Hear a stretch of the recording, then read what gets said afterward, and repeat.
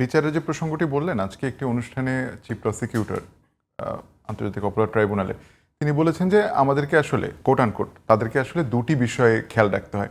এক, আন্তর্জাতিক অনেকগুলো চোখ এই বিচার প্রক্রিয়ার মধ্যে আছে। আরেকদিকে শহীদ পরিবারের আবেগটির কথাও তিনি বলেছেন যে এটিও আমাদেরকে মাথায় রাখতে হয়, এবং সেজন্যই তো আসলে বিচার কাজটি, যে তারা যেন ন্যায় বিচারটা পান।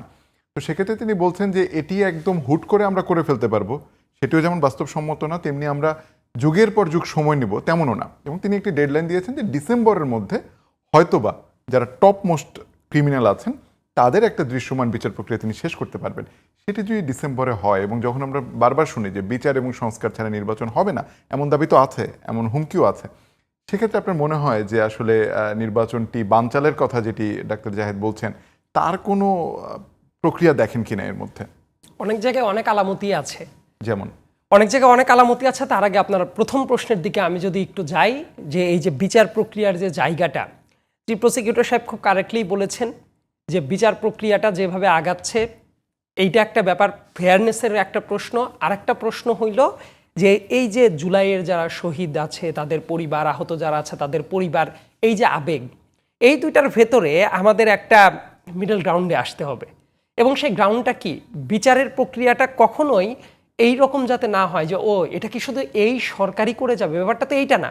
এই জায়গাতেই আপনি বলতে পারেন জুলাই সনদ টনদের এই যে ভূমিকার জায়গাটা, যে এই বিচার ব্যবস্থা যাতে কোনো সময় বন্ধ না হয়, যেই পরবর্তী সরকারে আসুক না কেন, এটা খুবই গুরুত্বপূর্ণ একটা কমিটমেন্ট। সো এই জন্যই যে এই যে সনদগুলোর গুরুত্ব কেন থাকতে পারে, এই যে এই গ্রাউন্ডগুলোর জন্য, এবং এটা নিশ্চিত করতে হবে। কারণ পৃথিবীর কোনো জায়গায়, শারজিস আলমের উদাহরণ বলছিলেন, কোথাও কোনো দিন এইভাবে এই ধরনের ফাঁসি কার্যকরের ব্যাপারটা এই টাইম ফ্রেমের ভেতরে হয় না, যে টাইম ফ্রেমের ভেতরে যদি ইলেকশন আমরা ধরে নেই যে ফেব্রুয়ারিতে হচ্ছে অথবা এপ্রিলে হচ্ছে অথবা যে কোনো সময়। এটা একটা লম্বা প্রক্রিয়া যদি ক্রিমিনাল জাস্টিস সিস্টেমের দিকে আমরা যদি তাকাই।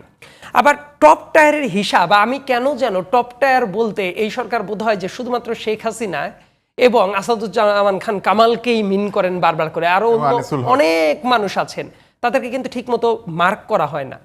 এই বিচার ব্যবস্থাটা ফেয়ার করাটা অনেক বেশি মাত্রায় জরুরি। ফেয়ার করাটা জরুরি কেন? কারণ এই জায়গার ভেতরে পৃথিবীর ইতিহাসে এই ধরনের কাজ খুব কম হয়েছে যে ফ্যাক্ট ফাইন্ডিংয়ের জন্য জাতিসংঘকে কোনো একটা দেশের সরকার নিজে থেকে ইনভাইট করেছে। এটা কিন্তু সচরাচর হয় না, বাংলাদেশের ক্ষেত্রে এটা হয়েছে, এবং এই ব্যাপারটাকে খুবই এক্সেপশনাল একটা কেস হিসেবে জাতিসংঘ নিজেও মার্ক করেছে। সো এই যে বিচার প্রক্রিয়া যেভাবে চলবে, এই ব্যাপারটা নিয়ে জাতিসংঘের খুব ভালো রকম একটা নজরটা থাকবে। এবং শেখ হাসিনার যে অপরাধের জায়গাটা, এটা কিন্তু শুধুমাত্র এই রিজিওনাল ব্যাপার না, সারা পৃথিবীকে এটা যদি জানানোর দরকার হয়, এটা ফেয়ারনেসটাও জরুরি।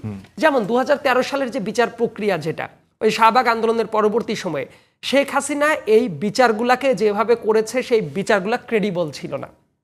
ফ্যাক্টের কথা আমরা সাইডে রাখি, কারণ ক্রিমিনাল জাস্টিস সিস্টেমের প্রুভ করার মেথডটা কি, বিয়ন্ড রিজনেবল ডাউট প্রুভ করতে হয়। অর্থাৎ আপনি 99% প্রুভ করেছেন, 1% প্রুভ করতে পারেন নাই, ফলাফল কি? খালাস। এটার কিন্তু ডানে বামে আর কোনো কথা নাই, এটা সিভিল মামলা না। অতএব এই জায়গায় যদি আপনি বিবেচনা রাখেন, এই জায়গাগুলো একদম বিয়ন্ড রিজনেবল ডাউট যদি প্রুভ করতে হয়, আপনার প্রত্যেকটা প্রক্রিয়া এমনভাবে যাওয়া উচিত যাতে কেউ প্রশ্ন না তুলতে পারে, না ন্যাশনালি না ইন্টারন্যাশনালি। কিন্তু অনেক জায়গায় আছে এই মামলাগুলো যেভাবে ফ্রেমিং করা হচ্ছে, বিভিন্ন জায়গায় প্রসিকিউটরদের নিয়োগের টাইমেও কিছু কিছু আওয়াজ উঠেছিল, এবং নানা সময়ে এই ঘটনাগুলো যদি ঘটতে থাকে, আজ থেকে কয়েক বছর পরে মানুষ কিন্তু প্রশ্ন তুলতে পারে। ইন্টারন্যাশনালি আপনি গিয়ে যখন ইউনাইটেড নেশনসের বিভিন্ন ফোরামে যখন আপনি এই কথাগুলো বলবেন, কেউ না কেউ গ্লোবাল স্ট্যান্ডার্ডে দুই একটা প্রশ্ন তুলতে পারে। ওইটার তখন যেই গভর্নমেন্ট থাকবে তার তো এটা জবাবদিহিতা করতে হবে। এবং এই যে আশঙ্কার যে জায়গাটা, এই আশঙ্কার জায়গাটা কি উনার কাছ কি শুধু আশঙ্কা প্রকাশ করা? উত্তর হলো না। উনার কাজটা হলো এই ফেয়ারনেসটা নিশ্চিত করার ব্যবস্থা করা। কিন্তু ওই জায়গাতে মামলার ফ্রেমিং যেভাবে করা হয়েছে, এই জায়গায় বড় বড় প্রশ্ন তোলার জায়গাটা আছে। আমি আন্তর্জাতিক অপরাধ ট্রাইব্যুনালের জায়গাটা একটু সাইডে রাখি, হ্যাঁ, জাস্ট আর একটা উদাহরণের জায়গায় আমি চলে যাই।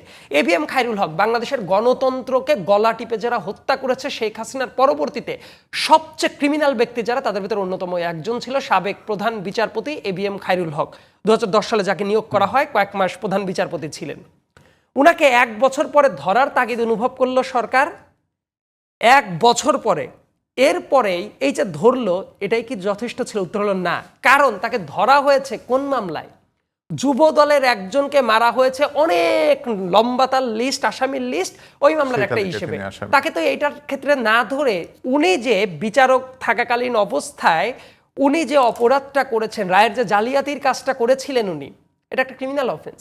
পেনাল কোডের মাধ্যমে তাকে ওইটার জন্যই তাকে আলাদাভাবে ধরাটা দরকার ছিল, তারপরে তাকে অন্যান্য জায়গায় চার্জ সাইদ আব্দুল্লাহ, সেক্ষেত্রে কোনো মানে সেরকম কোনো মামলা কি হয়েছে? আমি ওই জায়গাতেই বলছি। তাহলে এই যে গভর্নমেন্টের যে ইন্টেনশন, দেখেন এই ব্যাপারটা অনেক মানুষ অবশ্যই এবিএম খায়রুল হকের ট্রায়ালের না, আমি মুখোমুখি একটু করতেই হতো। পরিষ্কার করে বোঝার জন্য, দর্শকদেরও পরিষ্কার করে বোঝানোর জন্য, আমার কাছে- এবিএম খায়রুল হকের এই ইস্যুতে ধরেন আপনি বলছেন আমার কাছে যে মনে হচ্ছে সরকারের এই জায়গায় অনেক বেশি গাফিলতি আছে, এই ব্যাপারটা ক্লিয়ার করা হয় নাই। মামলাটা কে করবে? মামলাটা করার দায়িত্ব অনেকভাবে অনেকেই করতে পারতো, এমনকি গভর্নমেন্টের বডির থেকেও এই কাজটা করা যেত। গভর্নমেন্ট এই জায়গায় সিরিয়াস লেভেলে গাফিলতি দেখিয়েছে, শুধু এই একটা দুইটা জায়গাতে না, আরো অনেক জায়গাতেই আছে। ধরেন 400 নম্বর আসামি, তাকে কি করা হয়েছে, এয়ারপোর্টে তাকে আটক করা হয়েছে, একজন নায়িকা, তার বিভিন্ন অতীতের ভূমিকা নিয়ে অনেক প্রশ্ন থাকতে পারে, ওই ব্যাপারটা আমি এই জায়গায় আলোচনা করছি না। কিন্তু তাকে যখন ধরা হইলো, যে অপরাধে ধরা হলো, ওই টাইমে উনি দেশের ভেতরেই ছিলেন না, এটা স্পষ্ট এভিডেন্স আছে। সরকার থেকে বারবার করে বলা হচ্ছিল কোনো মামলা হওয়া মানেই তাকে গ্রেপ্তার করা যাবে না, তদন্ত করতে হবে। তাকে নিয়ে এসে যখন জেলে দেওয়া হলো, তারপরে কোর্টে নেওয়া হলো, কোর্ট তাকে জামিন দিল না, তখন স্বরাষ্ট্র উপদেষ্টা এই ভদ্রলোক উনি কি মন্তব্য করেছিলেন একটু খেয়াল করে দেখেন। উনি বলেছিলেন যদি আমি না ধরতাম তাহলে তো বলতেন কেন ছেড়ে দিলাম। মানে ওই যে আব্দুল হামিদ চলে যাওয়ার পরে উনি যে বিতর্কে পড়েছিলেন, ওই বিতর্কের প্রতিশোধ উনি তুললেন আরেকজনকে আটক করে, কিন্তু ঠিক তার পরের দিন আবার জামিন পেয়ে গেল। এই যে ভস্করটা পাকলো, এই জায়গায় স্বরাষ্ট্র উপদেষ্টার তারপরের কাজটা কি, আমাদের তার কাছে সুস্পষ্ট জবাব চাওয়ার অধিকার ছিল, সেই জবাব সরকারও দেওয়ার তাগিদ অনুভব করে নাই, কিন্তু উনি আবেগ বিরাগের বশবর্তী হইয়া উনি কিন্তু এই কথাটা বললেন। কিন্তু উনি শপথ নিয়েছিলেন কি বলে? উনি তো শপথ নিয়েছিলেন উপদেষ্টা হিসেবে যে আবেগ বিরাগের বশবর্তী হইয়া উনি কোনো কাজ করবেন না। উনি কতটা ভালো মানুষ এইটা দেখার দায়িত্ব আমাদের না। খেলার মাঠে ক্রিকেটাররা ডাব্বা মেরে আসলো, এসে বললো আমি খুব ভালো মানুষ, ওইটা দেখে মানুষ হাততালি দেয় না। আমাদের এই সরকারের ধরেন স্বরাষ্ট্র উপদেষ্টা কতটা ভালো মানুষ, কতটা সিম্পল কাপড় চোপড় পরে একজন পুলিশ অফিসার খাওয়ার টাইমে গিয়ে মাথায় হাত বুলাই দিল, অবশ্যই আমরা প্রশংসা করতে পারি, কিন্তু ওনার পারফরমেন্স দেখতে হবে অ্যাজ এ স্টেট অ্যাডভাইসর। কিন্তু উনি কি সেই কাজটা করছেন? দেখুন ওই জায়গায় এত বড় বড় গাফিলতি আছে, কিন্তু এই গভর্নমেন্টের আবার খুব চমৎকার বিজ্ঞাপন মেথড আছে, বিভিন্ন পিআর এর মাধ্যমে তারা এটা এস্টাবলিশ করার চেষ্টা করছে, দারুণ কাজ করছে। কিন্তু এই যে কাজগুলোর গাফিলতি বিচারের ক্ষেত্রে যে বড় বড় প্রশ্ন তুলবে, এটা কিন্তু 5 বছর পরে, 6 বছর পরে, 10 বছর পরে তুলতেই পারে। ওই ফেয়ারনেসটা নিশ্চিত করার জন্য সরকার যথেষ্ট পরিমাণ কাজ করছে না।